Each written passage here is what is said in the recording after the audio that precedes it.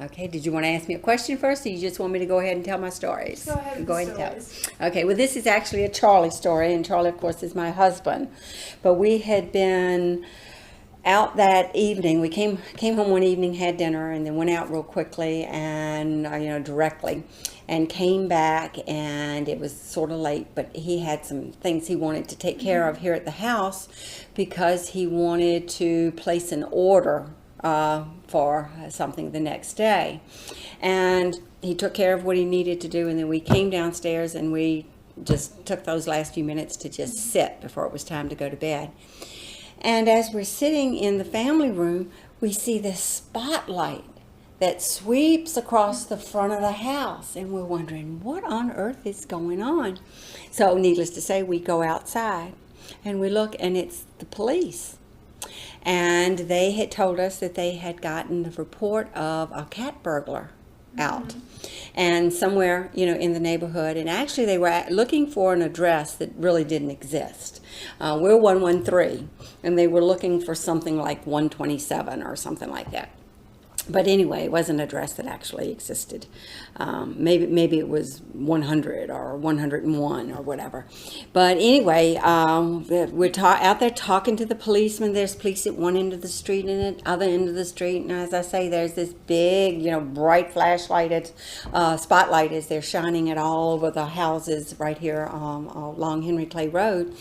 And as we're out there talking to the police, that someone came out of the house across the road, the little cabin that's over there, and he came over and he said to the policeman, he says, "I'm the one that called and made the report.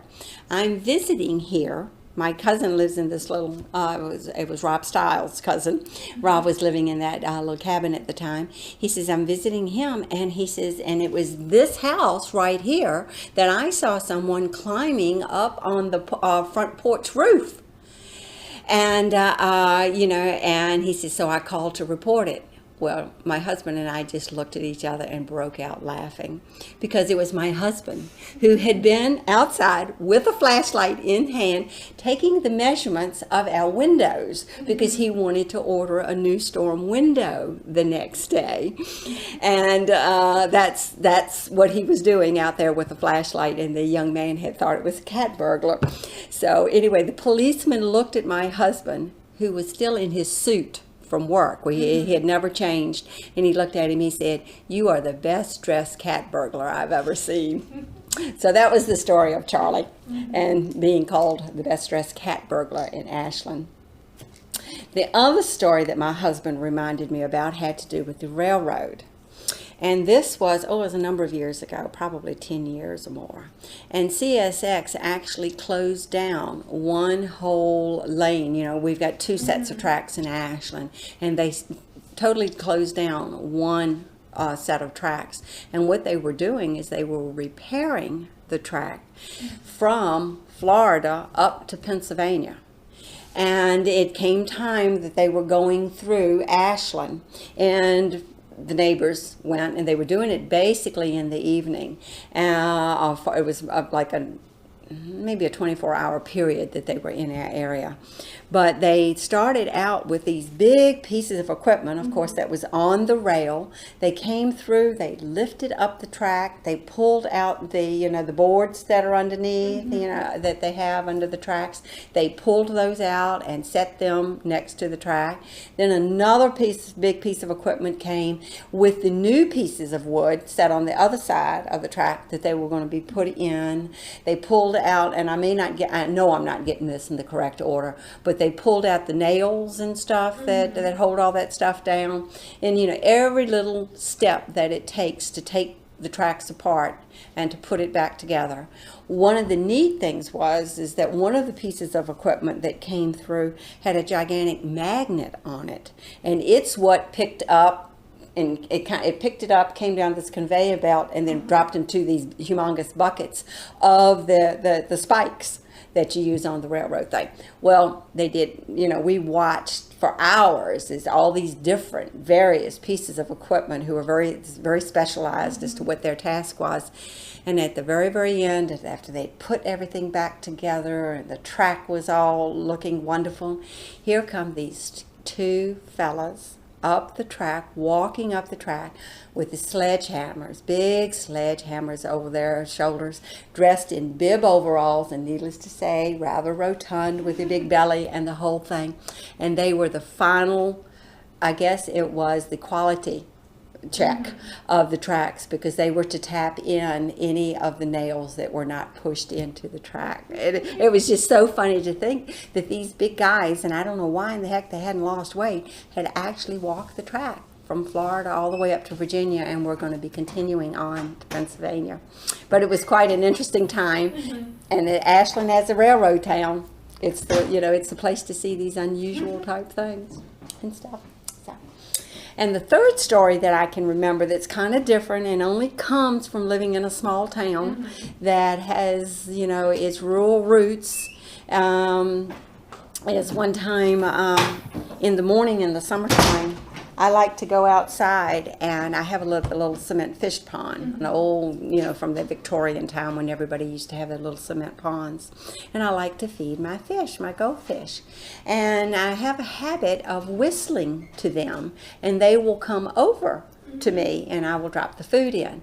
Well, I went out and I started whistling, and I was answered with a cock-a-doodle-doo of a rooster. And I'm thinking, what is this? And sure enough, I go out, and in the backyard is this rooster. Well, I'm calling everybody. And, I call the feed and seed store, I call Southern States trying to say, will you come get this rooster out of my backyard? Because we didn't know who it belonged to. It certainly wasn't any of our neighbors or anything.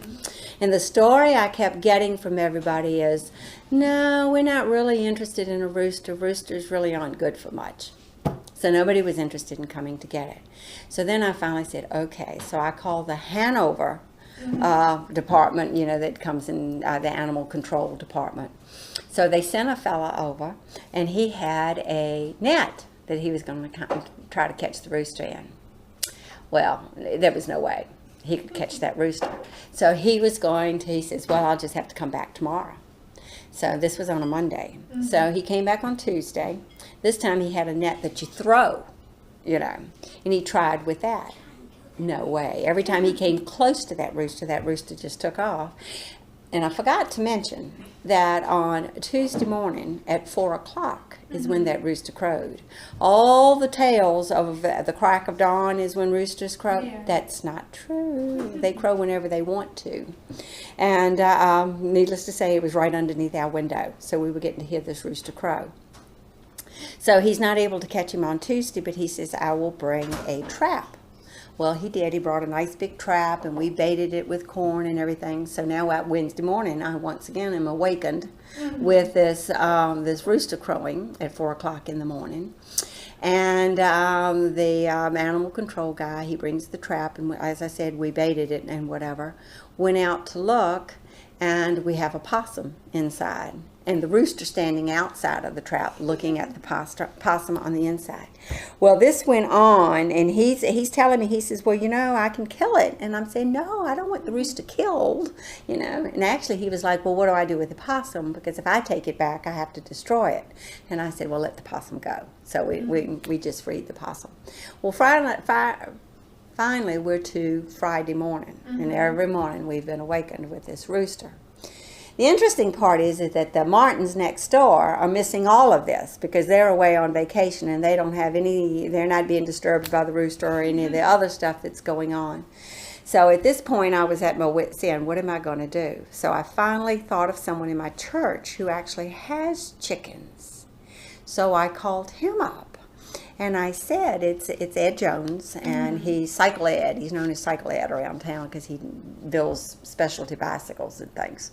And I asked Ed, I said, Ed, what can I do about this rooster? And he said, Ann, he says, you have to wait till evening to catch chickens. He says, when they start to roost is when they start to get lethargic. And it's at that time that you can catch them. He said, call me tonight around 8:30 or 9 o'clock, and I will come on over and get it. So sure enough, he came, and where the rooster had normally been sleeping in the bush underneath our window, it had moved over to the holly bush in the Martin's yard next door. So they were. My husband had the bag, and Ed was going to be the one to catch the rooster. But of course, then he had to go through the holly and get all stuck up in order to do it. But he caught it, and then he said, "Well, here, Ann, what are you going to do with it?"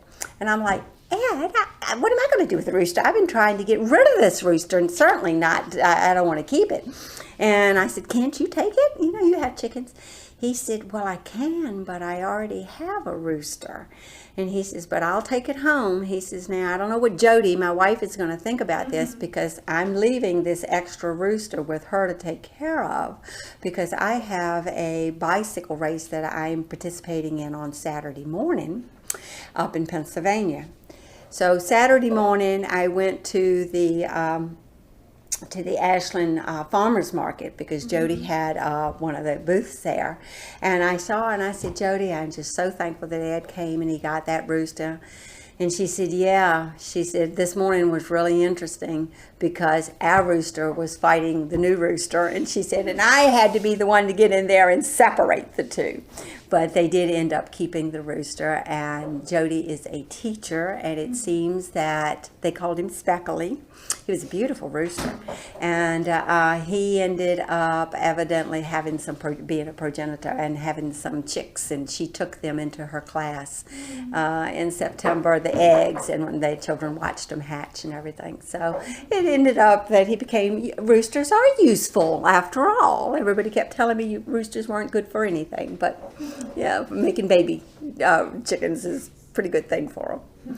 So those are the three stories that I can think that are Ashland stories, and very, very typical of, events that can happen in Ashland.